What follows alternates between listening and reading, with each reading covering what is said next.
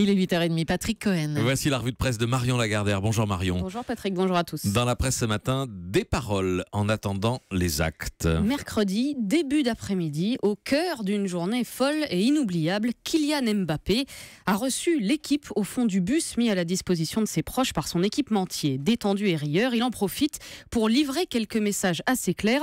Ça va, je suis chaud comme la braise, dit-il. Kylian Mbappé, 18 ans, devenu joueur français le plus cher de l'histoire, dit tout dans l'équipe.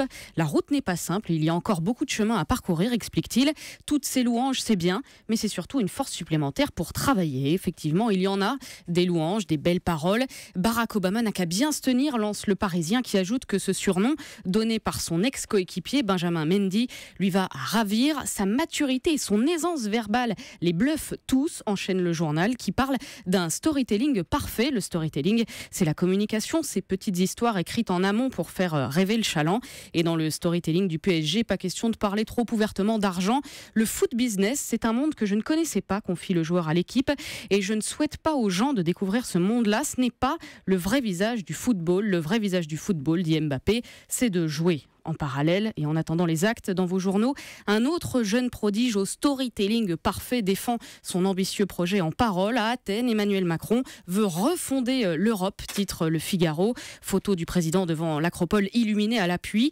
Dans le maniement des symboles, écrit François-Xavier Bourmeau, Emmanuel Macron donne parfois l'impression d'en faire un peu trop. Hier en Grèce, il s'est déchaîné. C'est là, sur cette colline, que se réunissaient les citoyens grecs dans l'Antiquité. C'est là qu'est née la démocratie européenne. Qu'avons-nous fait, lance le président, nous, Européens, de notre souveraineté? Qu'avons-nous fait de la démocratie? Objectif donc, lancer des conventions démocratiques pour consulter les peuples européens.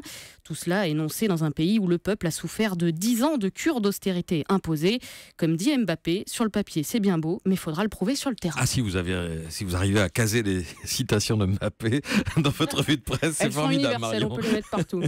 Emmanuel Macron, dont les paroles et les actes sont jugés en une du New York Times. Oui, analyse sévère de Chris Bickerton de l'université de Cambridge. Le président français est certes la nouvelle tête d'affiche du capitalisme, mais jusqu'à présent, son projet politique ne s'est concentré que sur sa personne, sa jeunesse, son dynamisme.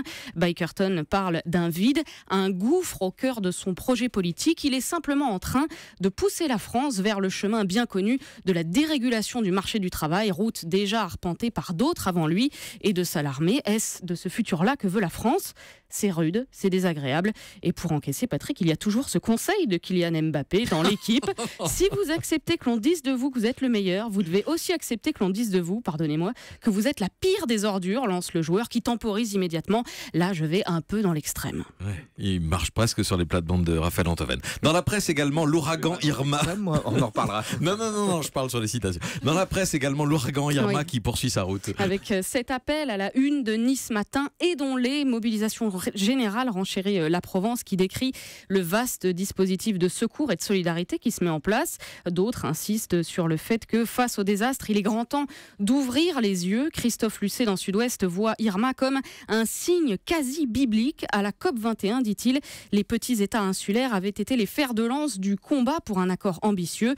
Irma leur donne hélas raison. Les efforts que l'on économise aujourd'hui se paieront plus tard et plus cher, ajoute Didier Rose dans les dernières nouvelles d'Alsace. Une conscience écologiste que l'on retrouve jusque dans le quotidien économique Les Échos.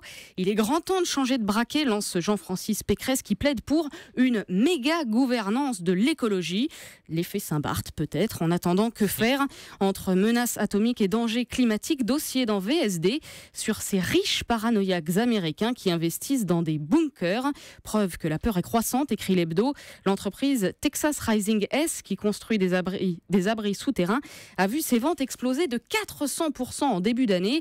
Des bunkers donc que l'on découvre en forme de longs cylindres confortablement aménagés avec fauteuil en cuir, écran plat et cuisine. Le prix moyen oscille entre 90 000 et 120 000 $, explique à VSD une autre entreprise qui affirme en avoir vendu 32 ces dernières semaines. Et parmi ceux qui sont passés à l'acte, le rappeur Kanye West et sa compagne Kim Kardashian. Enfin, le Figaro Magazine reste aux États-Unis avec une couverture sur Mark Zuckerberg. Le patron de Facebook sait tout sur ses 2 milliards d'utilisateurs, alors il se se pourrait bien, écrit Vincent Joly, qu'il vise la Maison-Blanche. Peut-il gagner ? Ce n'est pas impossible. Le magazine dresse la liste des signes qui ne trompent pas, notamment les recrutements de plusieurs conseillers, de Barack Obama, d'Hillary Clinton et de George Bush, sans compter sur son atout majeur évidemment, 230 millions d'Américains qui ont déjà un compte Facebook. Or, si Facebook peut savoir ce que vous achetez, ce que vous postez et ce que vous lisez, il pourrait bien déterminer votre candidat préféré. En 2014, dans une étude menée avec 2 universités sur un échantillon de 700 000 personnes, Facebook a démontré qu'il était tout à fait possible d'altérer l'humeur des utilisateurs, c'est-à-dire de créer à l'aide d'algorithmes une contagion affective à grande échelle. On n'est pas loin d'Orwell, écrit le journal. En fait, on est même bien au-delà, puisque ce que n'avait pas anticipé l'auteur visionnaire, c'est que nous donnerions toutes nos informations gratuitement et volontairement à une telle plateforme. Avec ça, devenir président est à portée d'algorithmes, oui, mais pourquoi faire finalement ? Mark Zuckerberg n'a pas besoin du bureau ovale pour devenir le maître du monde, note le magazine qui conclut.